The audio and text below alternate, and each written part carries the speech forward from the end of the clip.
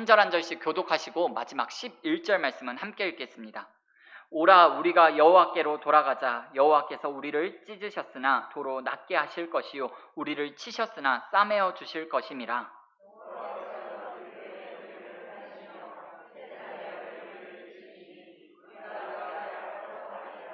그러므로 우리가 여호와를 알자. 힘써 여호와를 알자. 그의 나타나심은 새벽빛 같이 어김없나니 비와 같이 땅을 적시는 늦은 비와 같이 우리에게 임하시리라 하니라.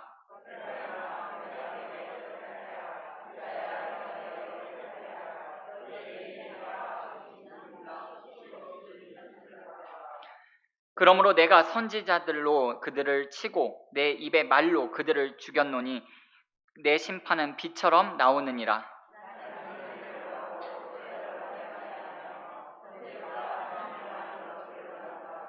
그들은 아담처럼 언약을 어기고 거기에서 나를 반역하였느니라.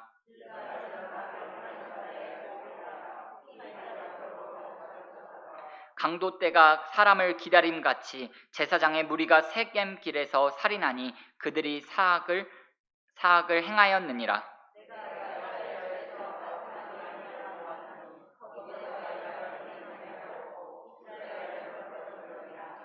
또한 유다여 내가 내 백성의 사로잡힘을 돌이킬 때에 내게도 수수할 일이 정하였느니라. 아멘. 아멘.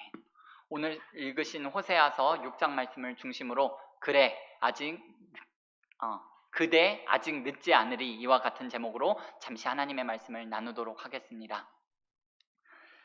여러분 혹시 지금까지 살아오시면서 누군가에게 찍혔다라는 느낌을 가져보신 적이 있으신가요? 그럴 때 나를 찍은 또는 찍었을 것 같은 그 사람을 대하기가 어떠셨나요? 누군가가 나를 안 좋게 본다? 누군가가 나를 벼르고 있다? 라는 생각을 갖고 산다는 거 편치 않습니다. 직장에서 잘못을 해서 윗사람에게 된통 혼나고 책임 추궁을 받으면요, 저 사람이 나를 어떻게 생각할까? 저 사람이 나를 무능하게 보지 않을까? 좋지 않게 보지 않을까? 라는 생각을 하게 됩니다. 실제로 윗사람은 나를 그렇게 생각하지 않음에도 불구하고 나 스스로가 위축이 되고 움츠러들어서 그런 상대방을 피하게 되고 나아가서는 내 스스로가 직장 상사가 싫어지고 벽이 생기게 되고 관계가 끊어지게 되는 경우도 있는 것 같습니다. 우리가 몇 주 계속해서 이 호세아서 말씀을 살펴보고 있는데요. 지금까지 이어지는 말씀이 어떤 말씀이었나요? 이스라엘 백성들이 계속해서 하나님으로부터 혼인하고 있습니다. 아주 강도 높은 책망과 심판의 말씀을 듣고 있습니다.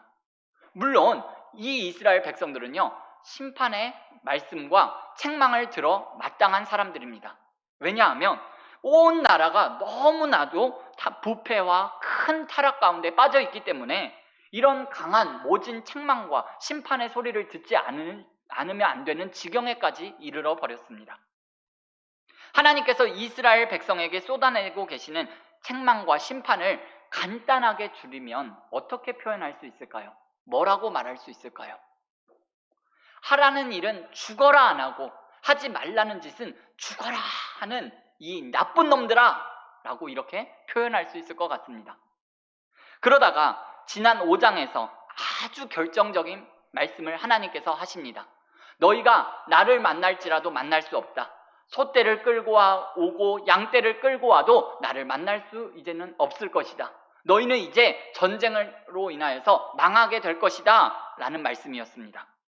육중한 철문이 쾅 하고 닫히는 것과 같은 차갑고 무서운 말씀이었습니다. 그리고 그런 하나님의 진노, 하나님의 불편한 심기가 오늘도 계속해서 이어지고 있습니다. 오늘 4절 이하의 말씀을 보시면 하나님께서 뭐라고 하시나요? 너희들에게 인애가 없다. 인애, 헤세드, 하나님 사랑, 사람 사랑이라는 것은 눈을 씻고도 찾아볼 수가 없다 라고 하나님께서 한탄을 하고 계십니다. 또 뭐라고 하시나요? 너희들은 아담처럼 언약을 어기고 거기서 나를 반역했다라고 하나님께서 말씀하세요. 무슨 말일까요? 창조주인 하나님께서 피조물인 아담과 언약을 맺어주셨다는 사실 그 자체만으로도 아담에게는 굉장한 크나큰 영광임에도 불구하고 그 언약을 깨버리고 죄를 지었습니다. 어디서요? 부족함이 없는 모든 것이 다 갖추어진 에덴 동산에서 하나님을 반역했습니다. 그런 것처럼 도저히 죄를 지어서는 안 되는 하나님의 백성들, 도저히 반역할 수 없는 자리, 하나님께서 주신 약속의 땅에서 거룩한 도성을 죄악의 도성, 타락의 도성, 반역의 도성으로 만들어버렸다는 거예요. 또 무슨 말씀을 하나님께서 하고 계시나요? 길르앗은 악을 행하는 자의 고을이라 피 발자국으로 가득 찼다. 세겜에서는 제사장의 무리가 살인을 한다 그랬습니다. 이건 또 무슨 말일까요? 말만 들어도 엽기적인 장면이 연상됩니다. 여러분, 길르앗과 세겜은요, 도피성이 있는 성읍입니다. 도피성은 고의적인 살인이 아니라 실수로 사람을 죽게 만들었을 때 그 죽은 사람들의 가족들이 복수하는 것을 피할 수 있도록 도피하도록 만든 성읍입니다. 실수로 살인한 사람이 그 도피성에 들어가면 거기에 있는 제사장들은요, 복수하는 사람들로부터 그 사람을 보호해 줘야 하는 그런 곳입니다. 그런데 이곳에 있는 제사장들이 어떻게 했다는 걸까요? 복수하려고 온 사람들에게 돈을 받고 그 사람을 내어주었다는 거예요. 그러면 도피하러 온 사람은 어떻게 되는 걸까요? 죽으라는 거죠. 구원의 발자국, 생명의 발자국이 가득 차고 넘쳐야 할 곳이 피 발자국이 가득 차 버렸다는 거예요. 도피성을 죽음의 성으로 만들어 버렸다는 거예요. 무엇 때문에요? 돈 때문에요. 여러분, 이것이 2700년 전 이스라엘에서만 있었던 일인 걸까요? 그렇지가 않습니다. 오늘날 돈 때문에 성도들을 실족시키는 목회자들, 이 길르앗과 세겜의 제사장들과 똑같다 할 수 있지 않을까요? 꼭 돈 때문이 아니더라도 교회를 도피성이라 생각하고 교회에 찾아온 사람들을 실족시키고 상처받게 하고 하나님으로부터 멀게 만든다고 한다면 그것 또한 길르앗과 세겜에 있는 제사장들과 다를 바가 없는 것이지요. 무슨 말을 듣게 되나요? 그런 사람들이 너희는 강도 때와 같다라는 책망을 피할 수 없게 되는 거예요. 깊은 반성이 있어야 할 것 같습니다. 지금 이런 현실을 보면서 하나님께서 통탄해 하시는 거예요. 에브라임아, 내가 너에게 어떻게 하랴? 유다야, 내가 너에게 어떻게 하랴? 라고 하나님께서 한탄하고 계시는 거예요.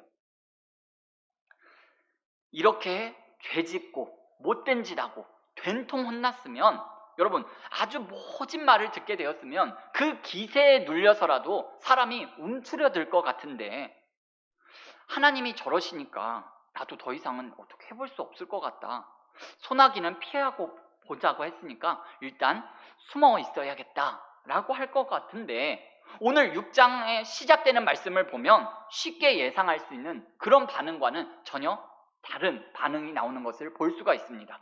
우리 함께 1절에서 2절까지의 말씀을 함께 읽겠습니다. 시작.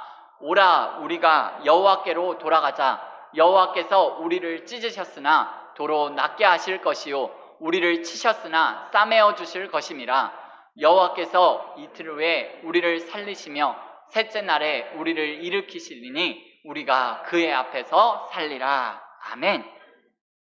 여러분, 이 말은요, 호세아가 이스라엘 백성들에게 한 말입니다. 하나님께서 우리를 치고 찢으셨으나 낫게 하시고 싸매어 주실 것입니다. 우리를 살려주실 것입니다. 그러니 우리 하나님께로 돌아갑시다. 그러면서 하나님께 더 매달리고 있는 거예요. 오늘 여러분들과 이 밤에 이 부분에 대해서 주목해서 함께 말씀을 나누고 싶습니다. 여러분, 부모가 아이들을 때려보면 아이들에게 나타나는 두 가지 유형이 있다라고 합니다. 어떤 아이들은 매를 든 부모에게 그 부모의 품으로 더 달려드는 아이들이 있는가 하면, 어떤 아이는 밖으로 튀어나가는 아이들이 있다고 합니다. 야단을 맞고 나서 엄마 잘못했어요 하면서 다가오는 유형이 있고, 방에 들어가서 문 걸어 잠그고 밥도 안 먹고 말도 안 하고 삐치는 유형이 있다라고 합니다. 웃으시는 분들은 아마 공감이 돼서 웃으시는 것 같은데요, 여러분들은 어떤 유형이셨나요? 여러분들의 자녀들은 어떤 유형이나요? 마음대로 사실 되는 게 아니잖아요. 매를 맞고 야단을 맞아도 엄마 품으로 다가오는 아이들, 그 아이가 좀 더 자란 아이 같고요. 그런 아이한테 부모의 마음, 부모의 사랑이 더 가는 것이 사실 분명한 것 같습니다. 베드로도 잘못을 했고요. 가룟 유다도 잘못을 했습니다. 그리고 둘 다 찔림을 받았습니다. 가룟 유다는요, 예수님이 잡히시는 것을 보고 찔림을 받았고요. 베드로는 닭이 우는 소리를 듣고 찔림을 받았습니다. 그런데 둘 다 똑같이 잘못한 것도 같고 똑같이 가책도 받았어요. 그런데 바로 그 지점, 가책을 받은 그 지점으로부터 두 사람의 운명이 갈리기 시작합니다. 베드로는 통곡으로 예수님 품에 돌아왔고요. 가룟 유다는, 물론 가룟 유다도 통곡을 했겠지요. 예수님을 팔아넘긴 것이 너무나도 후회가 돼서, 가책이 돼서 돈 받은 거 가지고 제사장들에게 가서 하는 말을 보면 내가 무고한 죄를 흘렸다, 무고한 피를 흘렸다 라고 말했습니다. 그러나 우리가 알 바 아니다, 너의 돈이니 너가 알아서 해라 라는 거절을 당하고 돌아왔습니다. 가룟 유다는 거절을 당하고 돌아오면서 여러분 눈물을 흘렸겠지요. 피눈물을 흘렸을 거예요. 그런데 한 사람은요, 울면서 예수님께로 돌아가고 다른 한 사람은 울면서 죽음으로 향해서 걸어갔습니다. 여러분, 마귀는요, 우리를 하나님으로부터 멀어지게 만듭니다. 떨어지게 만듭니다. 그리고 멀어진 다음에는요, 하나님께 돌아갈 수 없게 싫게 만듭니다. 하나님께 가봐야 별 뾰족한 수가 없어 라는 생각을 불어넣습니다. 그게 시대와 장소를 불문하고 마귀가 하는 일입니다. 참소하고 갈라놓는 것이 마귀의 본업이거든요. 그러나 하나님께 돌아가지 못하게 하는 것, 하나님께 가봐야, 교회 가봐야 별 뾰족한 수가 없을 것이라는 생각은요, 마귀가 우리를 속이고 기만하는 행위라는 것을 여러분 꼭 명심하셨으면 좋겠습니다. 여러분, 우리가 믿는 하나님이 어떤 하나님인가요? 누가복음 15장에 나오는 소위 돌아온 탕자, 그 비유 이야기 아시죠? 이 둘째 아들이 아버지로부터 물려받아야 할 유산을 먼저 다 미리 받습니다. 그 유산 받아서 집 나가게 되잖아요. 이때 당시에 유대 사회에서는요, 그런 아들이 이 한 행동이 아버지에게 할 수 있는 최악의 패륜이었다고 합니다. 아버지 빨리 죽으세요 라고 한 것과 마찬가지인 거예요. 유산 미리 챙겨가지고 온갖 지을 수 있는 죄를 다 짓고 전재산 다 탕진하고 나서 노숙자가 되고 돼지 먹이로도 배를 채울 수 없는 상태가 되니까 그제서야 정신이 들고 생각이 들어요. 죽기 일보 직전이 되니까 무슨 생각을 했죠? 아버지 집으로 돌아가자, 내가 거기서 종이라도 되자라는 하고 그런 생각을 하고 돌아오잖아요. 그때 아들을 맞는 아버지의 모습이 바로 하나님의 성품을 잘 드러내는 모습이라고 할 수 있습니다. 누가복음 15장 20절 이렇게 기록되어 있습니다. 아직도 거리가 먼데 아버지가 그를 보고 측은히 여겨 달려가 목을 안고 입을 맞추니 그랬습니다. 여러분, 이 아버지가 그날만 어쩌다가 우연히 나와서 이 아들을 발견하게 된 걸까요? 그렇지 않았을 것 같아요. 이 아버지는요, 아들이 집 나간 그날부터 이 아들이 오늘 오려나? 몇 시간 뒤에 오지 않을까? 라는 생각을 하면서 문 밖에 서서 그 집 나간 아들을 하염없이 기다렸습니다. 그래서 나간 순간부터 아들이 돌아오기를 기다리시는 아버지, 바로 그 아버지가 우리 하나님이십니다. 그래서 이 누가복음 15장은요, 탕자의 비유가 아니라 기다리시는 아버지의 비유라고 해야 좀 더 적절할 것 같습니다. 작은 아들이 아버지 집으로 돌아가자라고 결정한 거는요, 일생의 일대에 가장 잘한 결정이고 중대한 결정이라고 할 수 있을 것 같습니다. 여러분, 오늘 호세아가요, 이스라엘 백성들에게 오라, 여호와께로 돌아가자라고 외칩니다. 여호와께서 우리를 찢으셨으나 낫게 하실 것이요, 치셨으나 싸매어 주실 것이요, 우리를 살리시고 일으키시리라 라고 말했습니다.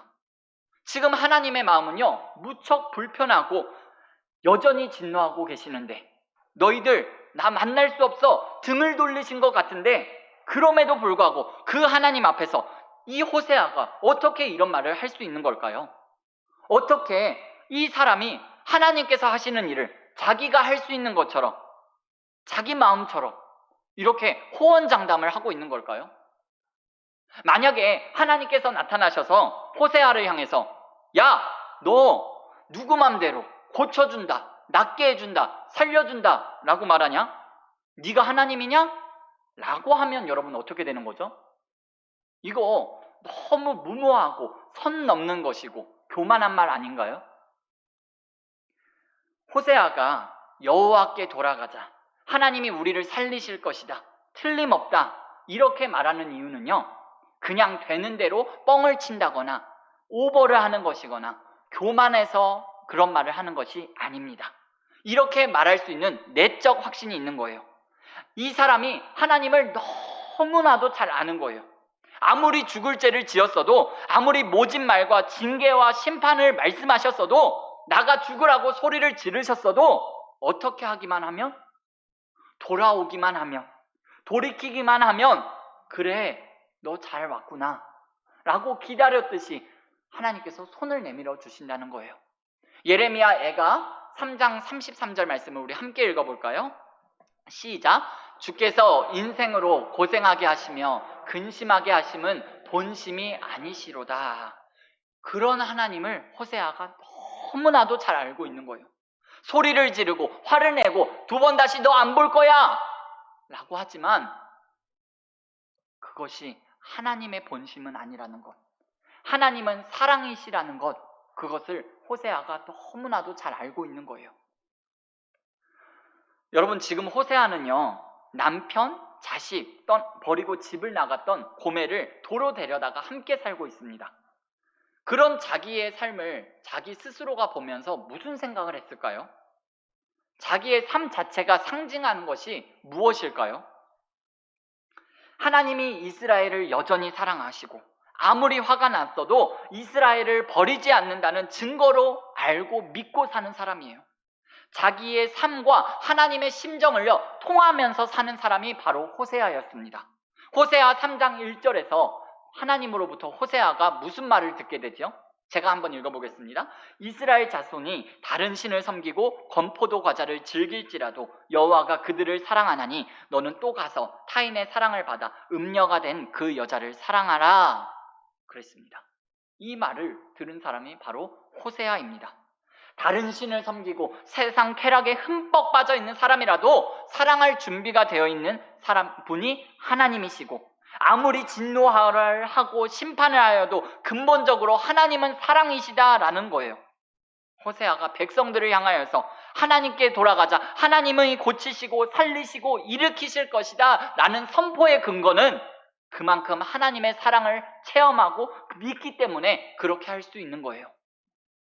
그렇기 때문에 여러분, 사실 하나님께 돌아오기에 늦은 시간이라는 것은 없습니다. 하나님은 언제나 기다리시는 분이십니다. 십자가에서 예수님과 함께 처형당한 한편에 있던 강도의 이야기가 이 부분을 잘 드러내주고 있는데요. 이 강도가 지금 생애의 마지막 순간입니다. 그러면서 결정적인 순간에 이 강도가 무슨 말을 하나요? 우리는 우리가 행한 일에 마땅한 보응을 받거니와 이 사람이 행한 일은 옳지 않은 것이 없다. 예수여, 당신의 나라가 임하실 때 나를 기억하소서라는 고백을 합니다. 마지막 순간에 자기가 죄인인 것과 예수님의 사역이 의롭다라는 것을 인정하고 고백한 사람입니다. 그리고 예수님께서 그에게 뭐라고 말씀하시나요? 너가 오늘 나와 함께 낙원에 있으리라 라는 구원의 선포를 듣습니다.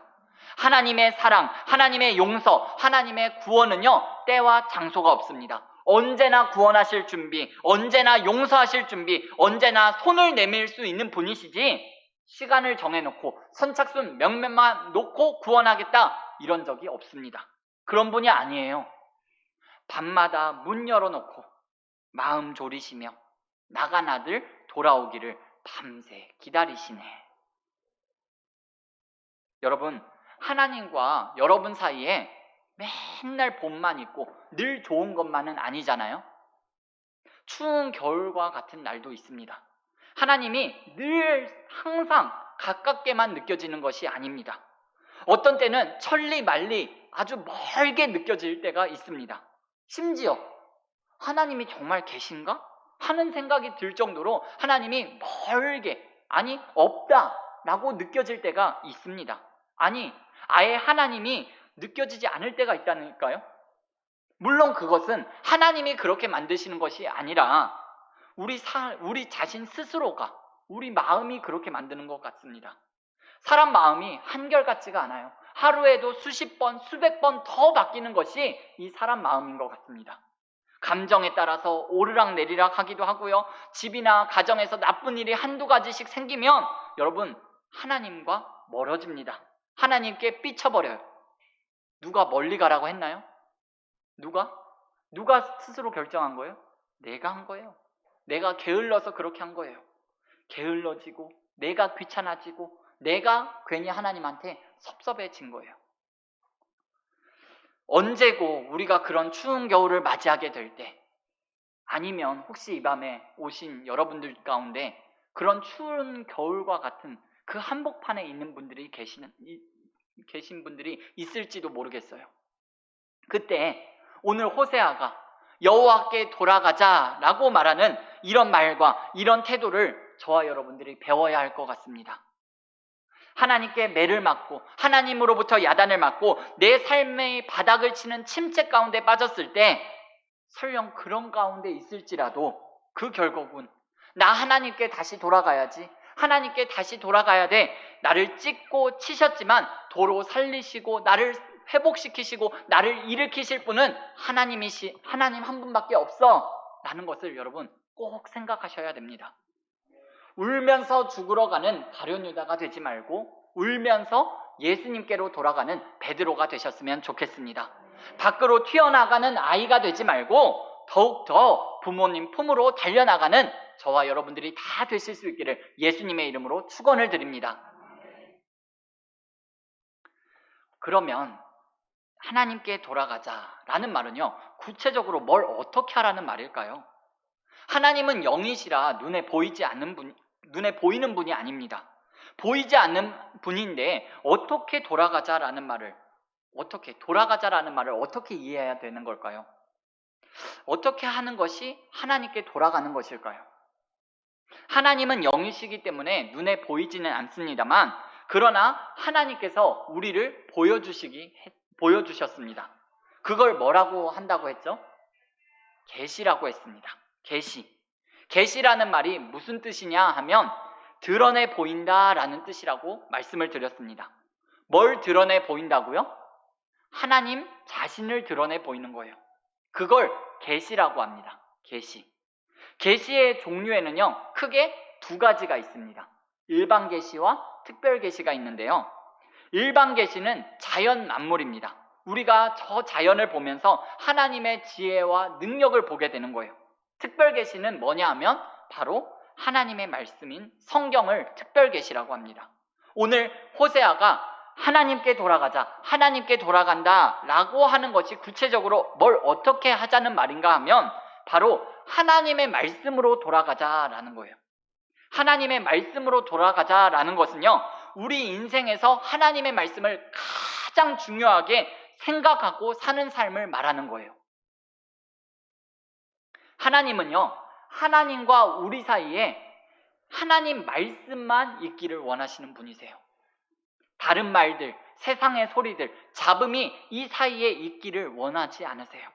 하나님의 말씀을 하나님 말씀 그대로 듣고 받아들이고 나의 삶의 기준으로 삼아야 합니다.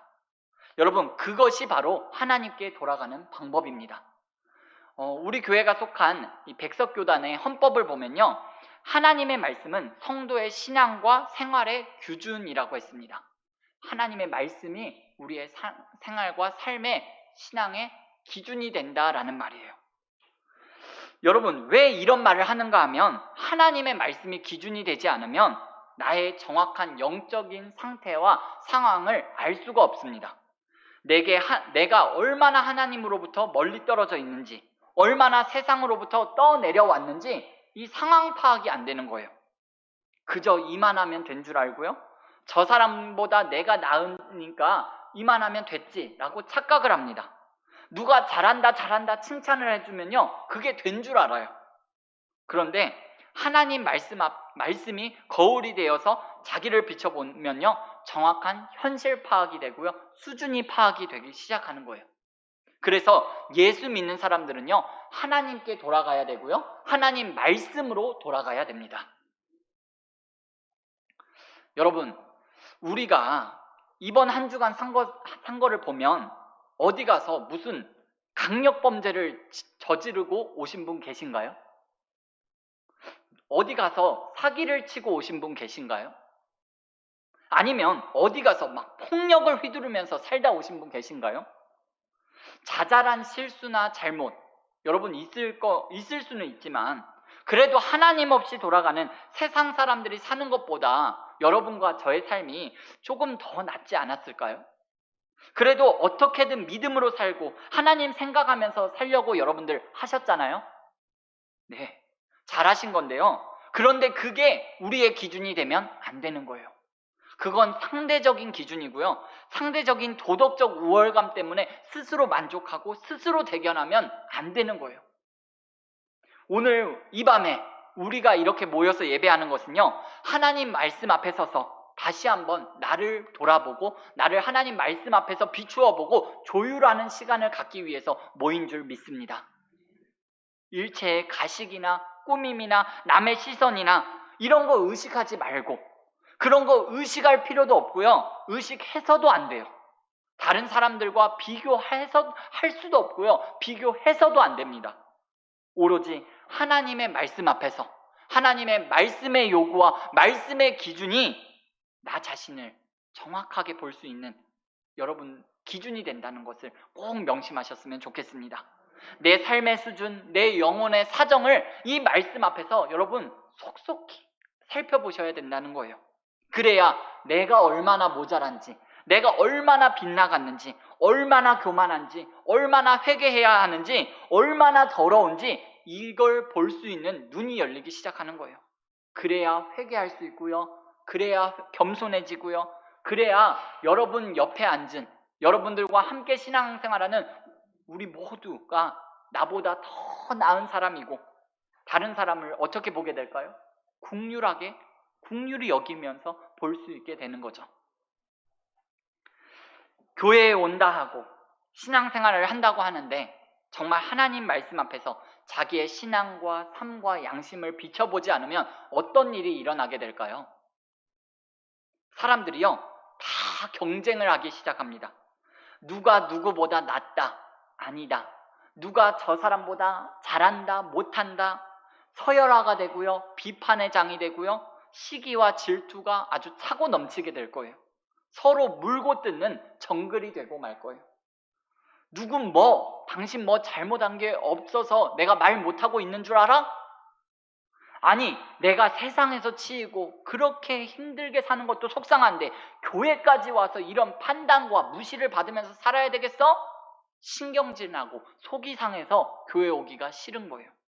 여러분, 우리 교회가 이런 교회가 돼서는 안 되겠지요. 늘 하나님께 돌아오시고요, 하나님 말씀 앞에 서시고요, 하나님의 말씀의 요구를 삶의 목표로 기준으로 삶으며 살아가시는 저와 여러분들이 되셨으면 좋겠습니다. 오늘 오라 우리가 여호와께 돌아가자, 호세아의 이 고백이 여러분과 저의 고백이 다 될 수 있기를 예수님의 이름으로 축원을 드립니다. 그렇게 이제 하나님 앞에 돌아와서 이제 뭘 하라고 하는지 살펴보기를 원하는데요, 여호와를 힘써 알자, 여호와를 알자라고 말합니다. 여러분, 하나님께 돌아왔으면 하나님을 아는 일에 힘을 써야 합니다. 여러분, 지금 호세아가 하나님을 알자라고 말하고 있는 이 대상이요, 이방민족, 소위 말하면 교회 바깥에 있는 사람들에게 이런 말을 하는 것이 아니라는 것을 여러분 아시죠?